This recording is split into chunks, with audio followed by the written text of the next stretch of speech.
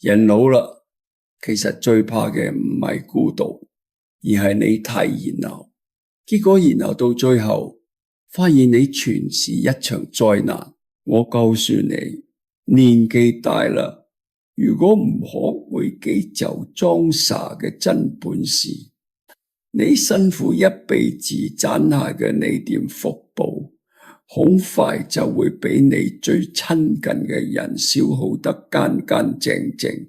好多人覺得老了，要追求天倫之樂，要同人打成一片，那係你還冇睇透人性，係冇搞清楚什麼係真正嘅生活智慧。真正嘅大智慧唔係近你懂多啲，而係近你能在多啲事情上裝作唔懂。尤其是面對呢三種人，你必須得學會當個糊塗蟲。你要是太清醒，日子就未法過啦。首先面對你嘅子女，你必須學會裝傻。好多老人家一輩子操心命，喺孩子工作不順心要管，喺孩子教小孩不對要管，甚至連人家夫妻吵過架，你也要衝進去評評理。我告訴你，你這是在自討苦吃。現在嘅年輕人有他哋自己嘅競爭壓力，有他哋自己嘅世界觀。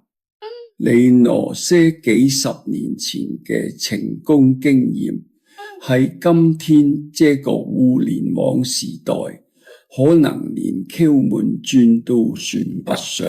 你管得越多，怨恨就越多。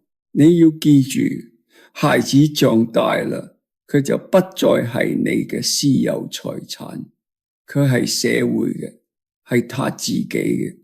你要學會閉嘴，學會放手。看到他們做錯事啦，只要不是原則問題，你就裝作冇緊。你要明白，這個世界上最昂貴嘅學費就係經歷。你不讓他們自己去衰一跤，他們永遠不知道左地有幾人。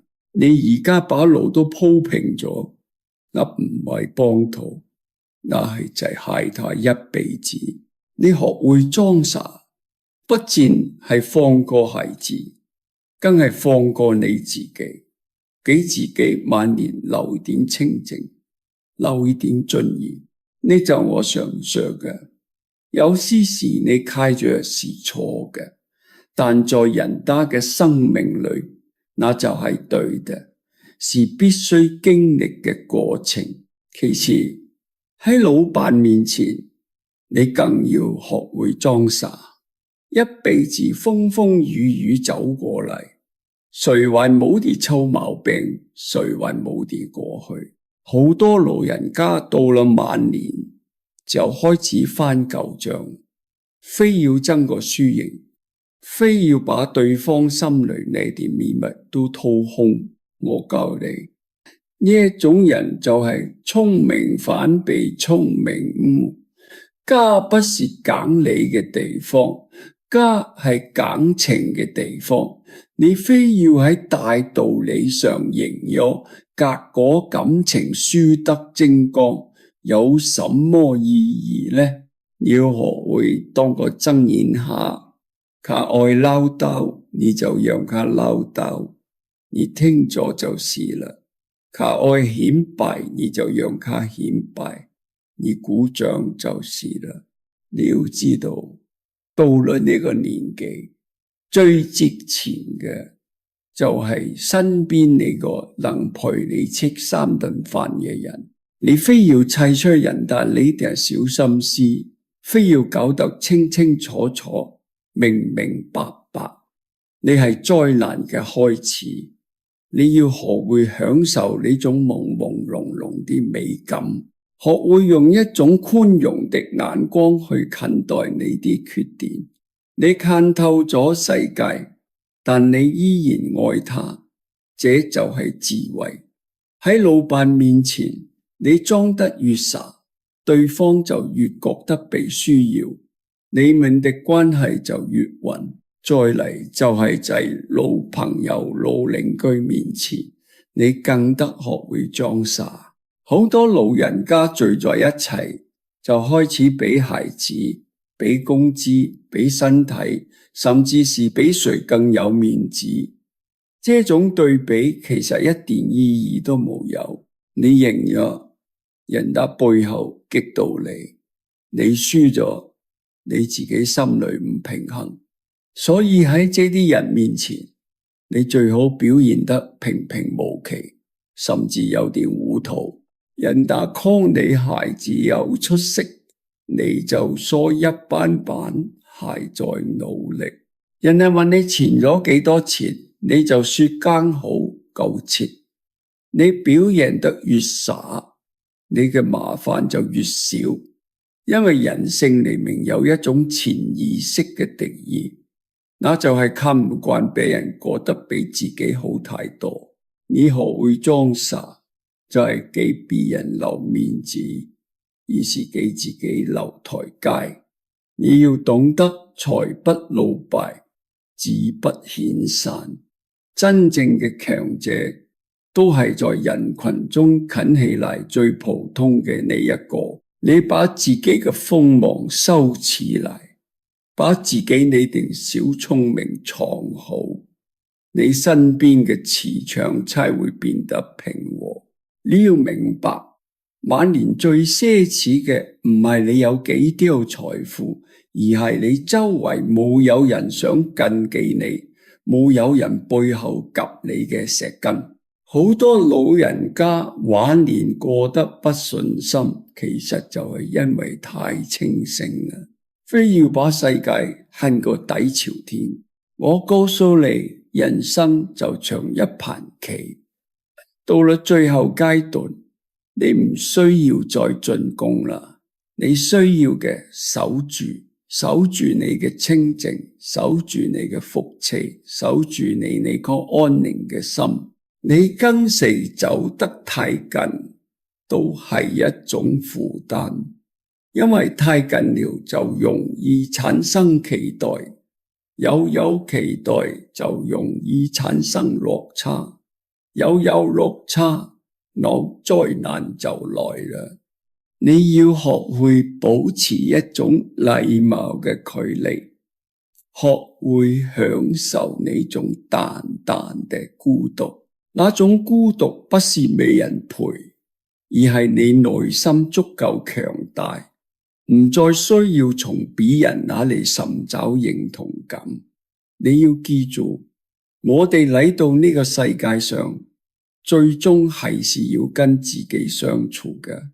你前半輩子為了孩子，為了事業，為了面子，忙碌碌，現在到了呢個年紀，你該為自己活一把啦，而為自己活嘅第一步就係學會裝傻。你裝傻是因為你心如明鏡，你睇透了你的世俗嘅紛爭，你睇穿了人性嘅貪婪與脆弱，你不再計較，不再糾結，是因為你已經站到了更高嘅維度。學會裝傻係一種慈悲，係對身邊人嘅寬容。學會裝傻更是一種修行，是對自己生命嘅尊重。你要明白，這個世界上最不值錢嘅就係呢點聰明才智，最值錢嘅是呢份豁達與從容。唔有試圖去改變任何人，也不有試圖去教導任何人，哪怕呢個人係你啲親生骨肉。每個人都有自己嘅命數，每個人都有自己嘅功課。你做好啦，你該做嘅，剩花嘅就交俾老天爺。而家嘅社會節奏太快，大家都好焦慮。老人家如果再摻和進去，那真係亂上加上。你要學會慢下嚟，學會退後一步。當你退後一步嘅時候，你會發現以前那些讓你跳狗嘅事情，其實都不過是過眼雲煙。你要相信，最好嘅晚年生活就係你種淡淡啲、穩穩啲，甚至帶一點點傻氣啲生活。呢種生活不需要幾俾人看，只需要你自己心裏舒坦。你要深刻理解什麼是真正嘅福氣。福氣不是別人誇你，而係你晚上睡得着覺。福氣不是你有幾少錢，而係你身體冇毛病，心裏冇掛礙。你要是天天同子女鬥車，同老伴爭利，同鄰居攀比，你就算住進大豪宅，你都不會快樂。你要學會把自己嘅心態調整好，學會把你啲不順心嘅事、睇唔慣嘅人，通通當成一種玩具。你唔去理會佢就傷唔到你。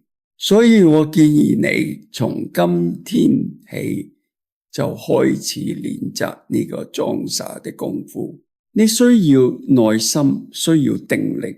當你真正學會咗喺合適嘅時候閉嘴，喺合適嘅時候微笑，喺合適嘅時候裝作聽唔見，你嘅生命就會進入呢個新嘅境界。你會發現，原來世界並冇那麼糟糕，原來身邊嘅人也未有那麼討厭。所有嘅災難其實都係因為你嘅執着而產生嘅。年紀大啦，一定要活得通透一點，活得灑脫一點，唔要把你些雞毛蒜皮嘅小事當成天大嘅事。你要記住，除咗生死，其他啲全都係擦傷。你要把你啲能量留俾你是真正值得嘅人，留俾你是真正讓你感到快樂嘅事。唔好再去糾結誰對誰錯，也唔好再去在乎誰高誰低。如果你覺得這些話對你有啟發，如果你想通咗這些道理，那就請你訂閱我嘅頻道，我們一齊喺呢個複雜嘅世界裏找尋攞份屬於自己嘅清靜與智慧。記得晚年生活嘅質量全掌握喺你自己嘅心態手裏，別再讓自己陷入你是無謂嘅災難中。學會裝傻，開啟你真正嘅大智慧人生。好多人以為老啦就係要無私奉獻，把錢全部分俾兒女，把精力全部掏俾家庭。我告訴你，這絕對係極其愚蠢嘅做法。你以為你掏空咗自己，別人就會對你感恩戴德？錯，人性嘅底層邏輯永遠係得寸進尺。你手裏未有籌碼，你在任何人面前連呼吸都係錯嘅。真正聰明嘅長輩喺守護自己嘅老本上，一定係天生嘅裝傻高手。在呢個變幻莫測嘅時代，你手裏捏着嘅退休金，你嘅這副老骨頭就係你晚年最後嘅底牌。別人嚟打聽你嘅存款，你必須裝糊塗，說物價太高，勉強夠用。親戚朋友嚟借錢或者拉你投資，你必須裝聽不懂。是老了，老子不中用了。錢都在定期裏拿唔出來。記住，哪怕是你嘅親生骨肉，想拿你嘅老本去填他哋人生嘅坑，你也得狠下心嚟裝傻。年輕人跌倒咗，大不了拍拍灰塵，重新站起晒。因為佢哋有時間，但你唔行。你一旦把老本截燈光啦，你面臨嘅將係萬劫不復嘅心癢。晚年嘅尊嚴絕對唔係靠討好換嚟嘅，係用你手裏嘅底氣實打實撐起嚟嘅。你必須要認清一個殘酷嘅現實，就病床前無孝子，墓前嘅晚年連狗都驚。你唔係危言聳聽，你就是鐵錚錚嘅人性。你今天大方把錢全散出去，明天你躺在病床上需要用到高額醫療費嘅時候，你契水會毫不猶豫咁把錢掏出嚟。你唔好去考驗人性，因為人性根本經不起考驗。你把老本緊緊攥喺自己手裏，唔係自私，而係為了不給任何人添麻煩，而係為了給自己留最後體面。你學會喺這件事上裝傻，切斷別人對你財富嘅貪念，你身邊嘅關係反而會變得異常簡單純粹。呢個是我一直強調嘅，世界上最靠唔住嘅係別人嘅良心，最靠得住嘅係你自己手裏嘅資源。除咗錢財，你嘅精力更是極其珍貴嘅老本。年紀大啦，你嘅能量就像一杯水，倒俾別人一口，你自己就少一口。你絕對唔能再當別人嘅情感垃圾桶，也不要再去當什麼家族糾紛嘅調解員。親戚之間誰公誰唔和睦，你看破絕對唔縮破。鄰里之間誰家出了點醜事，你聽過就當一陣風吹過，絕不參與討論。你要請一個耳朵鼻眼睛花的局外人一樣笑眯眯咁契咗這一切，然後轉身去過你自己嘅清靜日子。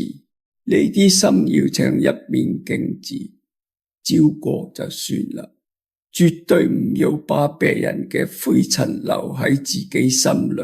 你管嘅事情越少，你的精氣神就越足。真正嘅養生從來不是吃多少昂貴嘅補品，而係你懂得幾大程度上屏蔽外界嘅消耗。晚年嘅人生就像一棵老樹，你要做嘅係把根深深扎進泥土裏，汲取養分保存自己，而唔係拼了老命係要去長出滿樹嘅繁花給別人觀賞。你已經過咗你個需要向世界證明自己價值嘅年紀，現在這個階段唔黑操心，唔亂折騰，就是你對呢個社會最大嘅貢獻。你越是表現得平庸糊塗，你惹嚟嘅知道同麻煩就越少。你要懂得在這個熱鬧嘅世界裏，俾自己修建一座隱形嘅防禦堡壘。呢座堡壘嘅大門由你自己掌控，拒絕一切消耗你嘅人同埋事進入。係有一種裝傻是所有裝傻裏面最難嘅，那就係對你過去嘅容光裝傻。你年輕嘅時候可能叱咤風雲，可能在公司裏邊係一把手，可能係走到哪裏都風光無限嘅大老闆。但不管你過去多輝煌，現在你退下嚟啦，你就係一個普普通通嘅老人。你如果係天天擔住呢個架子，非要被人對你畢恭畢敬，非要用過去嘅眼光嚟要求贏債嘅世界，你不經可笑，係會極其痛苦。我告訴你，徹底放下身段，痛痛快快咁承認自己老啦，承認呢個世界已經係年輕人嘅主場，呢取是登峰造極嘅大智慧。你裝作忘記了國天嘅輝煌，唔再逢人就吹噓當年勇，你才能真正擁抱今日嘅平靜。國天再好，也換不嚟今天嘅一碗熱湯。今天再平淡，也是你手裏真真實實嘅生命。說到底，人老了，窮水走得太近，都是一場災難。核心就在於邊界感嘅喪失。你靠得太近，別人就會試圖干涉你嘅生活，你也會不由自主咁想去掌控別人。距離產生嘅不一定係美，但距離一定能產生安全感。你保持一種恰到好處嘅冷淡，不去過度關心別人，也不允許別人過度試探你。呢種看起來帶點孤僻嘅糊塗，其實係你清醒到了骨子裏。你唔需要任何人嘅熱鬧嚟填補你嘅晚年，因為你內心嘅世界已經足夠豐富、足夠遼闊。當你唔再去迎合誰，唔再去討好誰，唔再去試圖糾正誰，你會發現你身上枷鎖全都未了。你每日早晨醒到，呼吸到嘅空氣都係自由嘅。你高興呢，就去公園散散步，唔高興呢，就喺家閉目養神。你唔人睇別人嘅臉色，也唔人去吹磨別人嘅心事。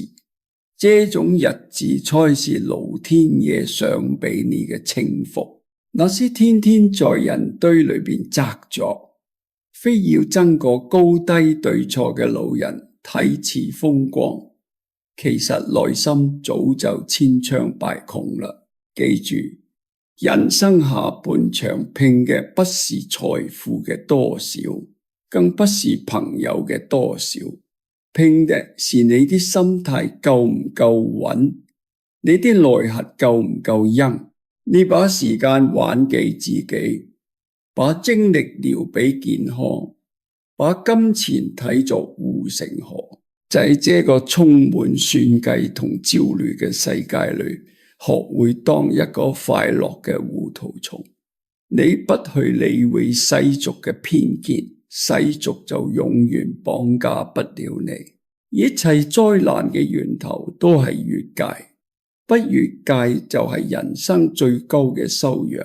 如果今天我說的這啲話讓你覺得心裏涼堂了，讓你睇清了晚年生活的真相，那我建議你立刻訂閱我嘅頻道。我未不講虛偽的廢話，只講看透人性的真理，把這啲智慧裝進你嘅腦子裏，運用到你嘅生活裏，你嘅晚年絕對能避開90走嘅災難，活出真正嘅通透與自在。別再為了不值得嘅人同事浪費你嘅老本啊！學會裝傻，保護好自己。我哋下次再繼續探討人生嘅大智慧，記得訂閱，我哋下次見。好多人把孤獨當成晚年最大嘅敵人，拼了老命去揸住身邊嘅每一個人，結果揸嚟揸去嘅全是一地雞毛嘅災難。我告訴你，人老啦，最頂級嘅活法就係主動去擁抱孤獨，主動切斷呢啲近似熱鬧嘅界板。你如果連一個人獨處都害怕，那你這輩子算係不活啦。你啲晚年注定係一場任人宰割嘅悲劇。你絕對唔係合乎你係極其冷酷嘅客觀規律。我咪講咗你要守住錢財同埋精力，但這還遠遠不夠。你要把這種裝傻嘅智慧徹底貫穿到你所有嘅社會關係裏去。你前半輩子為了生存，必須去建立關係，必須去融入圈子，必須去經營你所謂嘅人脈，那係為了喺呢個社會上搶奪資源。但是而家你老啦，遊戲規則徹底變啦，你手裏你張人生體驗卡嘅餘額已經不多啦。你還在那裏同人搞什麼人情世故？你還在那裏計較誰過節冇來看你，誰說話傷咗你嘅面子？這簡直係愚不可及。你必須學會對所有嘅外界期待裝傻。親戚家辦喜事，你裝糊塗不去湊呢個熱鬧，包個紅包就是最高級嘅禮儀。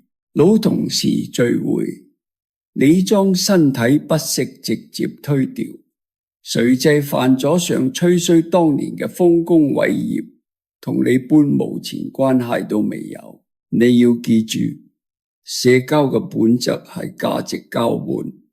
你而家已經退出咗競爭嘅牌座，你硬仔喺你個圈子裏，別人慳咗間價，你自己袋咗嘢啤溪。你學會裝傻，就係主動從呢個名利場裏面全身而退。你啲生命就像一艘航行有半個世界嘅路船，而家要轉港休息啦。你必須把甲板上你啲沉重嘅禍禍全部扔掉。你認得越堅正，你自修全停靠得就越安穩。你非要拉住一船嘅人陪你遇到風浪，第一個沉底嘅絕對就係你。好多老人家有一種極其可怕嘅執念，總覺得我養大咗孩子，我幫咗朋友，我為這個家族付出咗大半輩子，老了就該享受眾星捧月嘅回報。我告訴你，緊緊把你腦子裏呢種極其荒謬嘅交易思維徹底砸碎。人性最大嘅深淵就在於你對別人抱有期待。你生病又躺在床上，痛嘅係你自己嘅肉，別人就算係親生骨肉，佢也替你痛不了一分一毫。你指望別人能喺牆前24小時噓寒問暖，稍微有點照顧唔到位，你就覺得全天下都虧欠咗你。你只係喺用別人嘅行為嚟瘋狂懲罰你自己。你必須學會對別人嘅冷漠裝傻，別人嚟近你當成係老天爺給嘅意外驚喜，別人不來，你當成係理所當然嘅常態。呢個世界本來就係人走茶涼，呢個就係最底層嘅自然規律。你要像一座獨立嘅山峰一樣，風刮過嚟你就係你，雨打過嚟你就係你。你絕對不要隨着別人嘅態度去搖擺你自己嘅情緒。你把所有嘅期待全部收返到自己身上，你嘅內心就會生出一種極其強大嘅定力。呢種定力就是你萬年百毒不侵嘅終極鎧甲。真正近透這個世界嘅老人，喺外人眼裏往往都係個面目模糊嘅糊塗蛋。別人說東，佢絕對唔往西去爭辯。別人罵佢一句，佢聽完就同冇事人一繼續佢嘅話。為什麼？因為佢心裏面有一本極其清晰嘅賬。佢知道自己剩花嘅每一分每一秒都貴得嚇人，佢絕對唔肯把這麼昂貴嘅生命浪費在群懶人懶事糾纏上。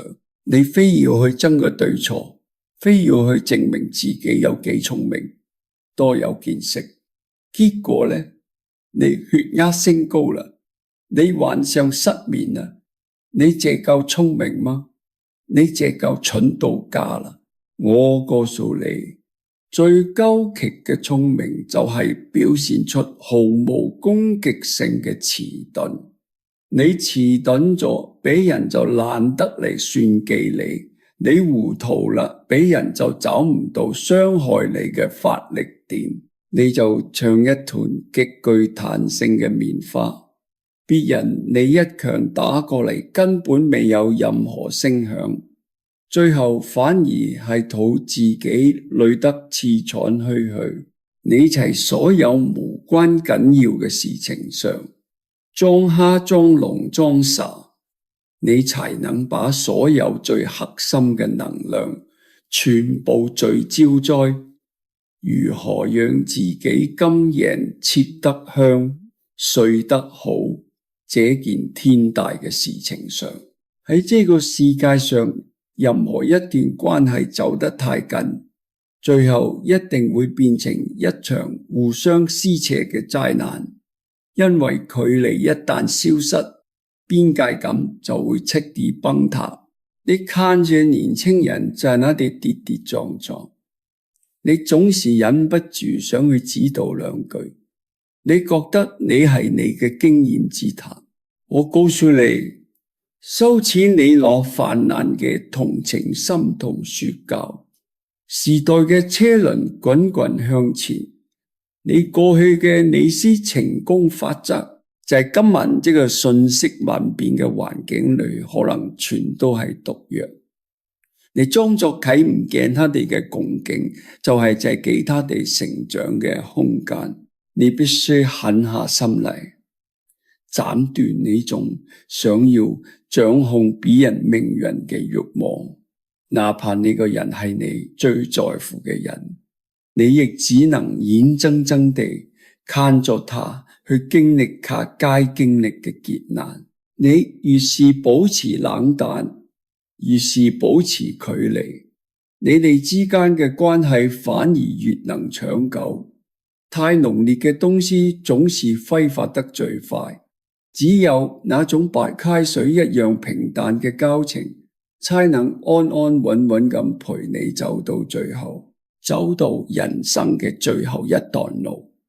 你要明白一個極其冷酷但又極其公平嘅事實，呢條路嘅盡頭絕對只有你一個人孤零零地走進去，誰也抱不了你。你而家同水走得太近，那都係喺俾自己未來製造難以割捨嘅痛苦，都係喺俾自己製造巨大嘅心理災難。你必須提前斬斷這些心理上嘅致命依賴。你要學會喺陽光好嘅下午，一個人坐喺椅上靜靜地看咗一棵樹發呆。你要學會喺未有人嘅房間，自己給自己泡一杯茶，自己同自己深度對話。你要把孤獨當成你晚年最好嘅朋友，最好嘅老師。當你徹底唔再害怕孤獨，唔再到處去尋找陪伴嘅時候，你就徹底自由啦。你不用再去扮演嚴厲嘅父親，唔用去扮演慈祥嘅母親，唔用去扮演熱心嘅鄰居，你只需要扮演好你自己。你就係一個喺這個星球上即將完成旅程嘅旅客。你世界唯一嘅任務就係安安靜靜咁欣賞呢最後嘅風景，絕對不要再去插手任何人嘅行程。人老啦，吞破唔疏破，知世故而不世故，這不僅係修養，這係最頂級嘅保命之術。你把所有嘅聰明才智都死死地闖出嚟，用裝傻去化解一切世俗嘅紛擾，用距離去屏蔽一切人性嘅陰暗。記住我今天說嘅最核心嘅底層邏輯，晚年真正嘅福報絕對唔係兒孫滿堂嘅喧鬧，亦絕對唔係高朋滿座嘅虛榮，而係你擁有一個不受任何人干擾嘅清淨世界。你窮死走得太近，都係引火燒身。你在所有人面前裝傻，才是真正嘅浴火重生。把你那顆扣動了一輩子嘅心徹底安頓下嚟，去享受你仲毫無牽掛嘅通透到了極致嘅晚年生活。唔該睇嘅唔睇，唔該聽嘅唔聽，唔該管嘅絕對唔管。你只要守住你自己嘅這方天地，你就係人生真正嘅贏家。如果你今天徹底聽懂咗這套極其殘酷卻又極其真實嘅生存法則，如果你決心從現在開始斬斷你啲瘋狂消耗你嘅基本，請立刻訂閱頻道，把這啲顛覆認知嘅真理反復睇，反復觸摸，直到確你成為你生命裏拔不掉嘅基因。在呢個紛繁複雜嘅世界裏，讓我哋一齊用呢種近乎冷酷嘅大智慧，活出最英氣、最自在嘅晚年。記得訂閱頻道，我哋喺這條通透嘅道路上一路同行。